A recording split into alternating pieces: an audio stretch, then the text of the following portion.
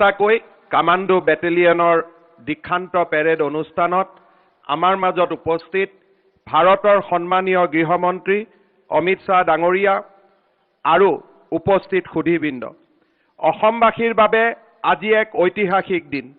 আজি আমি আটায়ে এক বিৰল আৰু ব্যতিক্ৰমী দীক্ষান্ত পেৰেডৰ সাক্ষী হ'ম।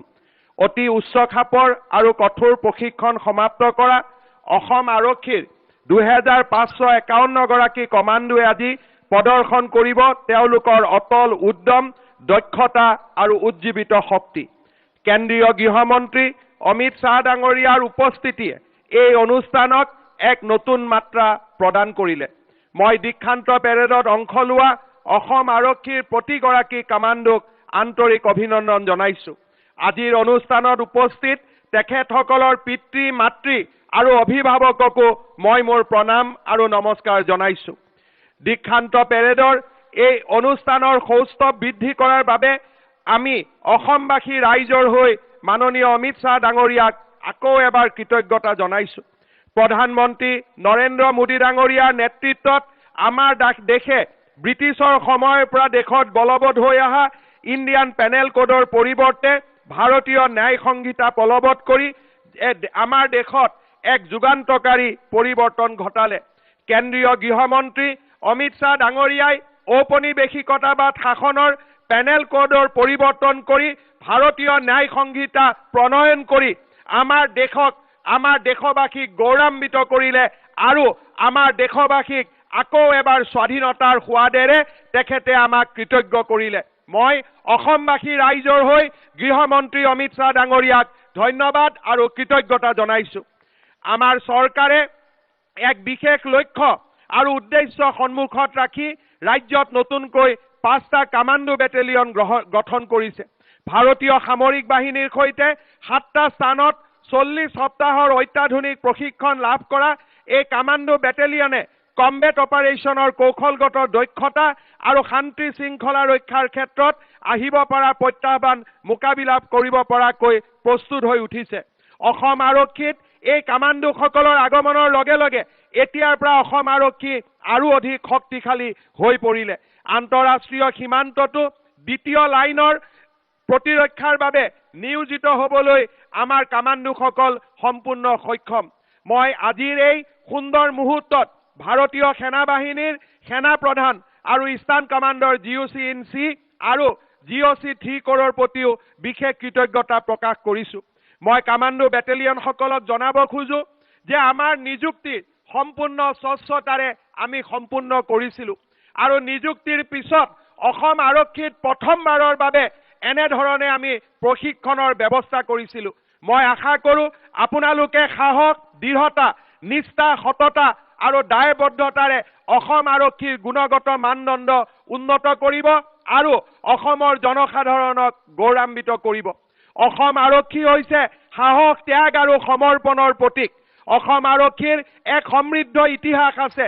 বিগত 150 বছৰে অসম আৰক্ষীয়ে বহু প্ৰত্যাহ্বানৰে সন্মুখীন হৈছে যদিও অদম্য সাহস আৰু উৎকৃষ্ট ৰণকৌশলেৰে সকলো প্ৰত্যাহ্বানৰ ওপৰত অসম আৰক্ষীয়ে চমকপ্ৰদ বিজয় সাব্যস্ত কৰিছে। অপৰাধী আৰু উগ্ৰপন্থীৰ বিৰুদ্ধে প্ৰচুৰ সংযমেৰে বিভিন্ন চৰম পৰিস্থিতিত কাম কৰি পেছাদাৰী আৰু সামাজিক দায়িত্ব পালন কৰি আহিছে। দেশমাতৃৰ গৌৰৱ অক্ষুণ্ণ ৰাখিবলৈ কৰ্তব্য পথত অসম আৰক্ষীৰ বীৰ বীৰাংগনা আৰু বিষয়াসকলে নিজৰ জীৱন ত্যাগ কৰিছে। এইখিনিতে মোৰ ভাৰত ৰত্ন সুধাকান্ত ডক্টৰ ভূপেন হাজৰিকাদেৱৰ গীতৰ এটি স্তৱক মোৰ মনলৈ আহিছে। কত জোৱানৰ মৃত্যু হ'ল, কাৰ জীৱন যৌৱন গ'ল, সেই মৃত্যু অপৰাধেয়, তেনে মৃতক নহলো মই কিয়।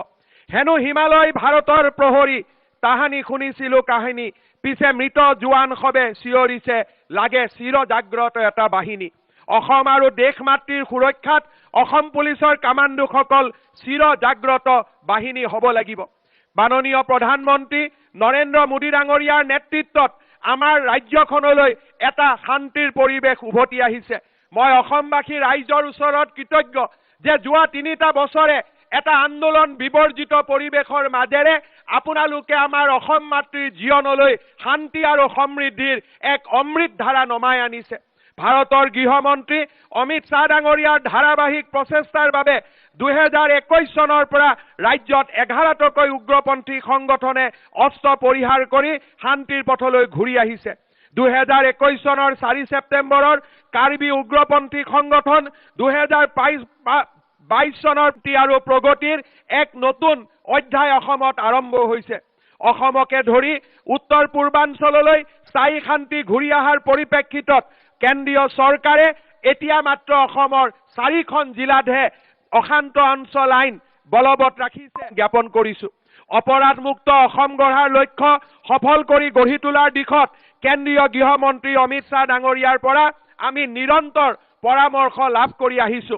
শেহতীয়াকৈ ক্ৰাইম ইন ইণ্ডিয়া ৰিপৰ্ট মতে অসমত অপৰাধৰ গড় হাৰ 2022 চনৰ প্ৰতি লাখ জনসংখ্যাত আছিল 194। 2023ত এই হাৰ আমি আৰু হ্ৰাস কৰি 144 পাবলৈ সক্ষম হৈছো। আমাৰ ৰাজ্যৰ দোষী সাব্যস্তকৰণৰ হাৰ 13%ৰ পৰা 17%লৈ বৃদ্ধি পাইছে। 2021 চনৰ মে মাহৰ পৰা অসম আৰক্ষীয়ে অভিযান চলাই আজিলৈকে 8,000তকৈও অধিক গোচৰ ৰুজু কৰাৰ লগতে 13,000 ড্ৰাগছ সৰবৰাহীক গ্ৰেপ্তাৰ কৰিছে। অসমখনক দুৰ্নীতিমুক্ত কৰিবলৈ আমাৰ চৰকাৰে লোৱা পদক্ষেপক অসম আৰক্ষীৰ ভিজিলেন্স আৰু দুৰ্নীতি বিৰোধী শাখাৰ অভিযানে এক নতুন গতি দিছে।